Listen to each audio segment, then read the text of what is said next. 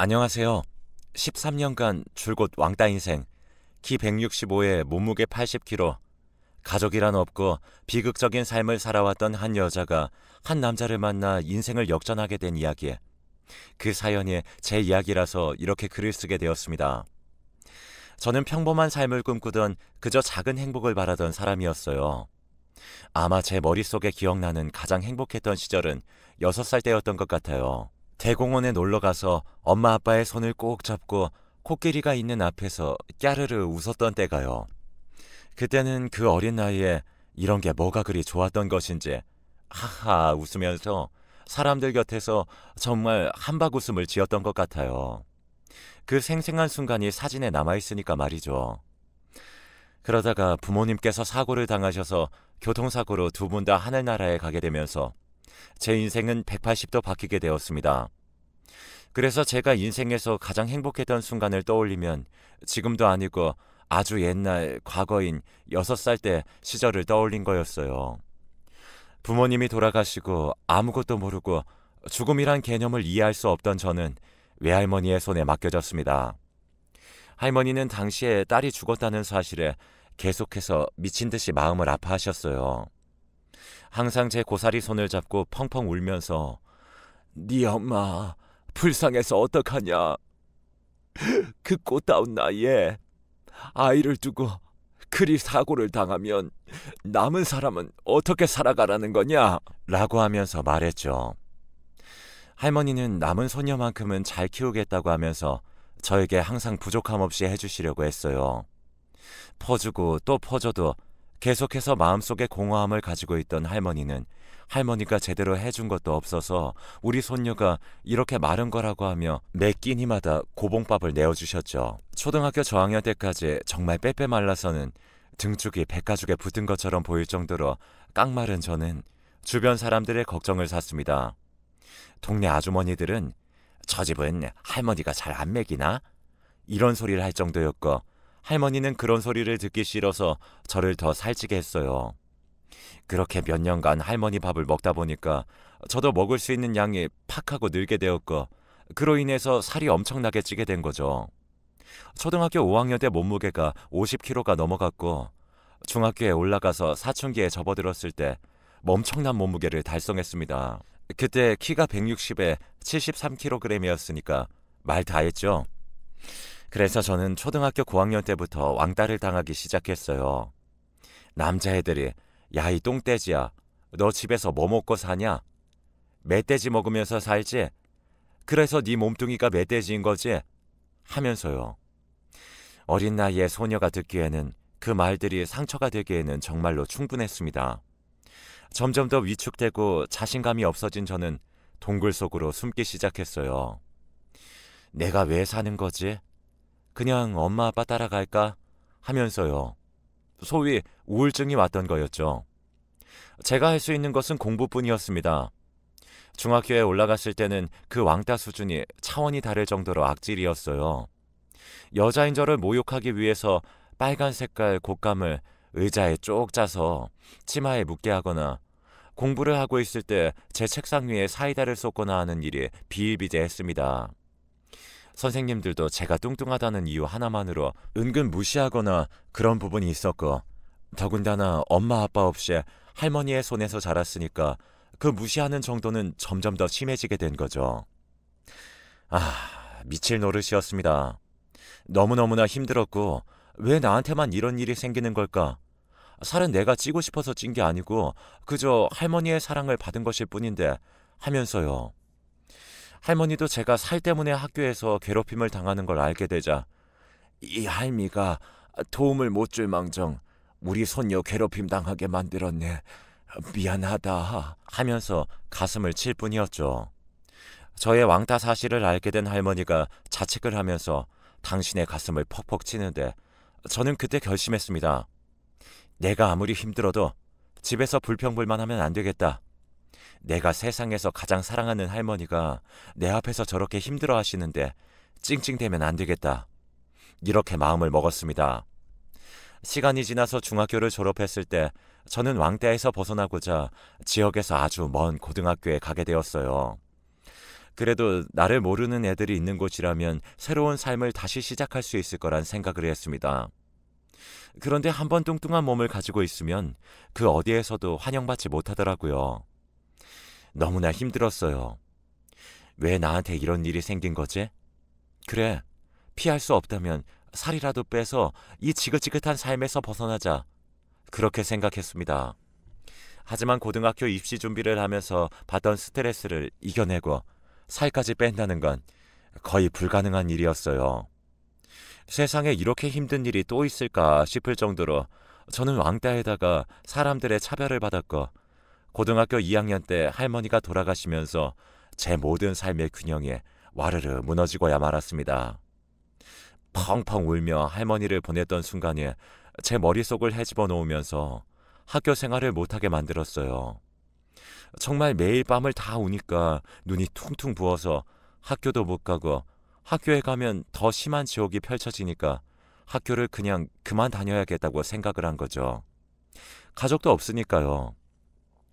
저는 선생님한테 자퇴하겠다고 말했고, 이미 선생님도 저를 별로 안 좋아하는 상태였기 때문에 그러한 저의 결심을 듣고, 그래, 네 인생이니까 네가 알아서 살아라 라고 말한 뒤에 저를 보내주었습니다. 그렇게 바로 자퇴를 하게 된 거죠. 제가 짐을 챙기는 동안 그 누구도 아쉽다는 말을 하거나 그러지 않더라고요. 다들 뚱뚱한 제가 드디어 꺼진다는 표정을 지었고, 그렇기에 제가 상처를 가득 안은 채로 머릿속에 남은 고등학교 생활을 마무리하게 되었습니다.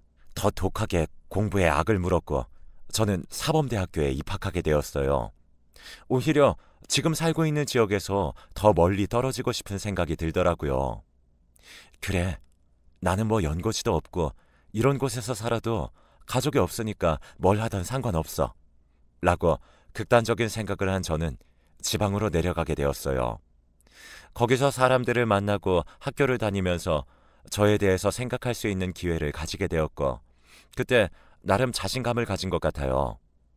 서울에 있을 때보다 환경적으로 훨씬 더 마음이 편한 상태임에도 불구하고 정신적으로 압박이 심했었나 봐요.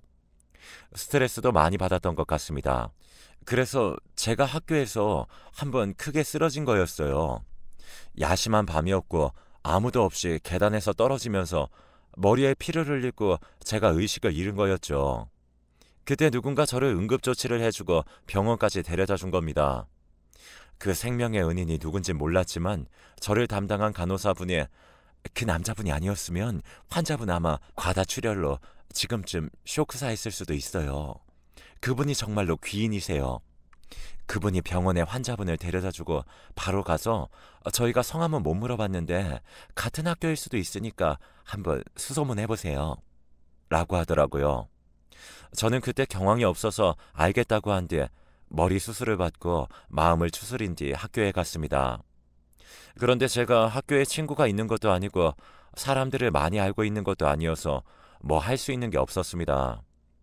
수소문을 하기에는 글렀고, 그때 든 생각에, 그래, 내가 혼자 살 건데 내 몸 관리는 내가 해야지. 나중에 이렇게 쓰러지는 때가 또 오면 그때 난 죽은 목숨인 거야 하면서 일을 진짜 악물고 운동을 미친 듯이 했습니다. 이렇게 운동을 하다 보니까 살이 조금씩 빠지긴 하더라고요.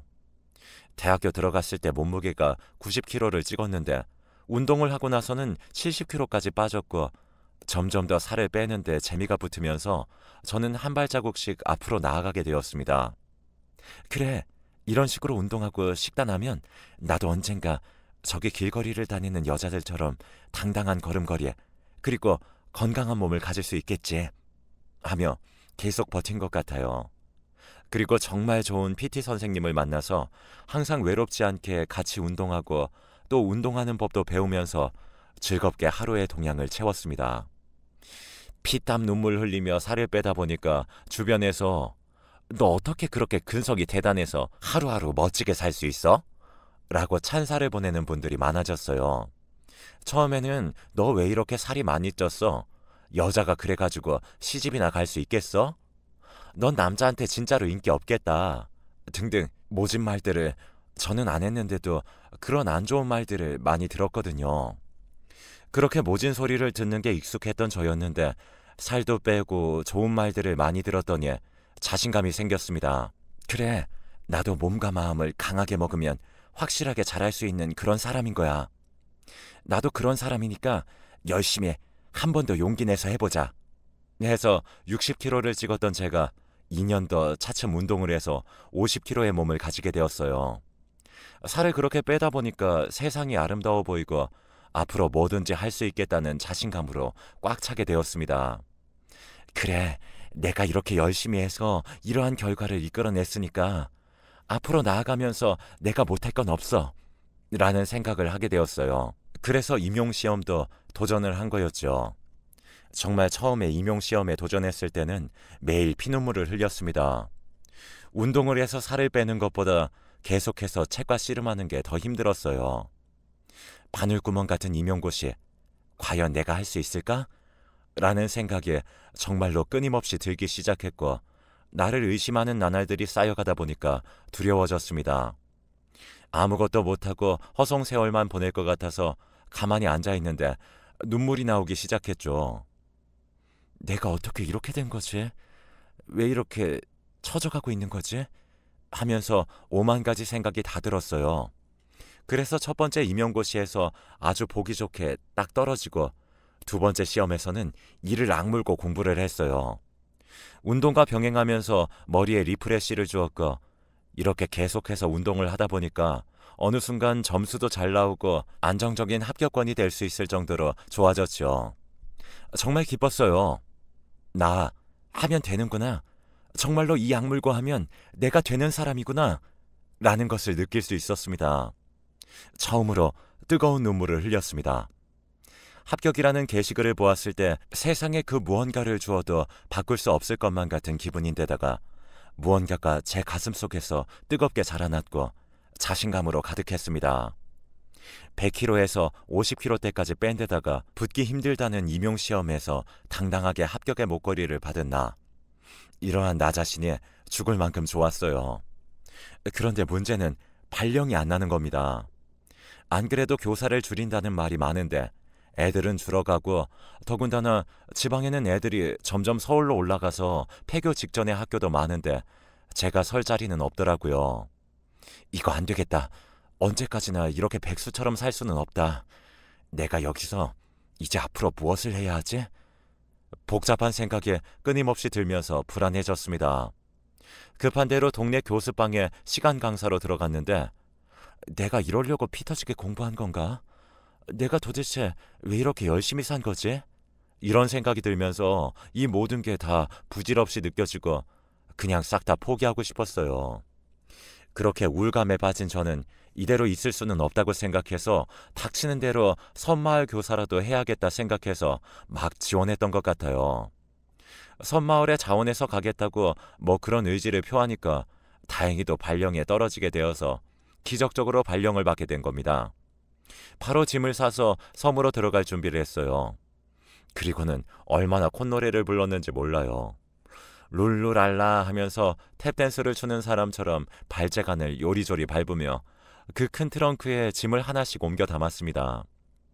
나도 이제 교사가 되는 건가? 내 앞날에도 꿈만 같은 나날들이 펼쳐질 수 있는 거겠지?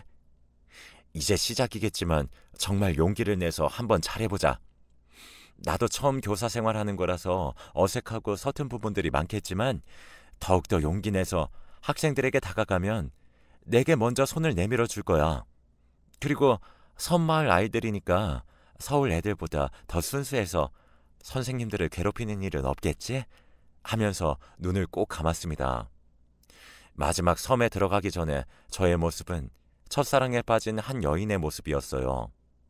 집안에서 그게 그렇게 좋은 거냐고 섬에 들어가서 고립된 생활을 해야 할 텐데 그래도 괜찮은 거냐고 하면서 저의 기분에 대해서 묻고 또 물었지만 그럴 때마다 매번 저의 대답은 당연히 좋지 였어요.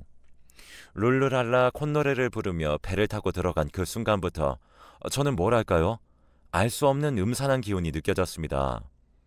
배편이 많아서 육지로 왔다 갔다 하기엔 좋겠지만 딱 그 섬에 도착한 순간 섬 사람들의 눈빛에서 뭔가 쎄한 무언가를 느꼈어요. 그냥 기분 탓일 거라고 생각하고 넘기고 섬에서 짐을 풀고 적응 시간 일주일을 가진 뒤 저는 제가 다니게 될 학교에 들어갔어요. 학생 수는 그리 많지 않았습니다.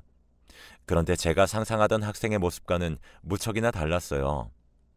상상 속의 학생들은 선생님, 선생님 하면서 밝고 순수하게 저를 잘 따라주는 아이들이었거든요. 그런데 학교에 있는 아이들은 머리를 노랗게 물들이고 이미 섬에서 자기네들을 최고라고 생각하여 외부에서 온 사람들을 막 구워 삶으려고 하더라고요. 선생님이 우리 쌤이라고요? 우리 신고식 있는 건 알아요? 쌤, 남자친구랑 뭐 했어요? 등등 더러운 말들을 내뱉더라고요. 아이들이 섬에서 컸다고 해서 순수한 건 절대로 아니더라고요. 제가 이 사실을 알고 얼마나 놀라고 또 좌절했는지 몰라요. 하여튼 그렇게 매일매일 아이들과의 싸움이 시작되니까 제가 심적으로 무척이나 지치게 되고 사는 게 벅찼어요. 내가 이러려고 교사가 된 게 아닌데 하면서 회의감이 들었습니다. 섬 안에서는 그 누구에게도 기댈 수 없었어요. 안에서 도는 소문은 또 어찌나 빠른지 외부인인 저는 그 사람들에게 따시키기 좋은 사람이었습니다.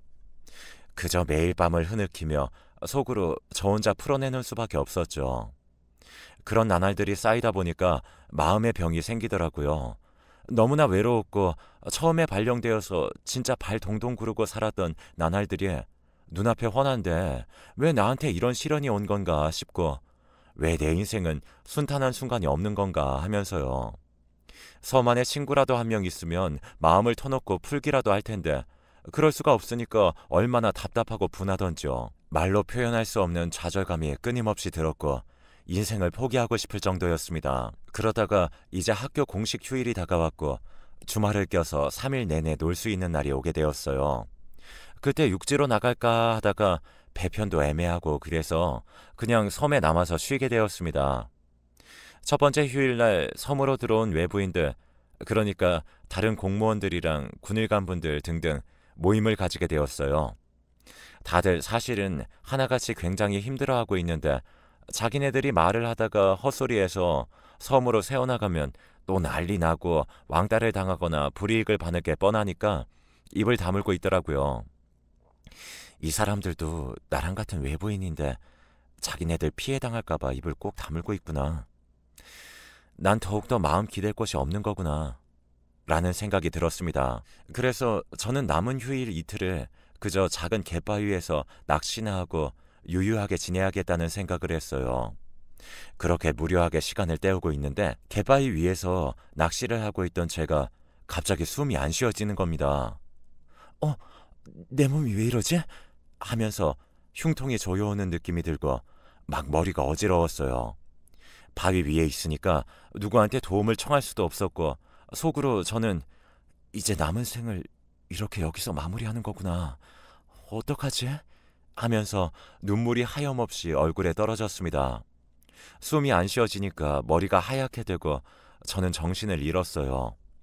순식간이었고 제가 하늘로 막 달려가고 있었습니다. 그런데 그때 누군가 제 이름을 부르는 소리가 들렸고 그때 눈이 팍 떠졌어요. 제 눈앞에 보인 건 하얀색 벽이었죠. 왜 눈앞에 하얀색 벽만 보이는 거지? 뭐지? 나 여기 천국 온 건가? 라고 생각하고 있었을 때 갑자기 한 남자가 정원씨, 전 괜찮아요? 라고 말하는 겁니다. 저는 놀라서 그 남자를 보았고 그 남자는 섬마을에서 군복무 중이었던 군의관이었어요. 휴일날 잠깐 모임을 가졌을 때 스쳐 지나가면서 인사를 나누었던 사이인데 제 눈앞에 있으니까 무척이나 놀랐죠. 아니, 어떻게 여기에? 라고 하니까 아니 제가 갯바위 쪽을 산책하고 있었는데 정원 씨가 보이더라고요.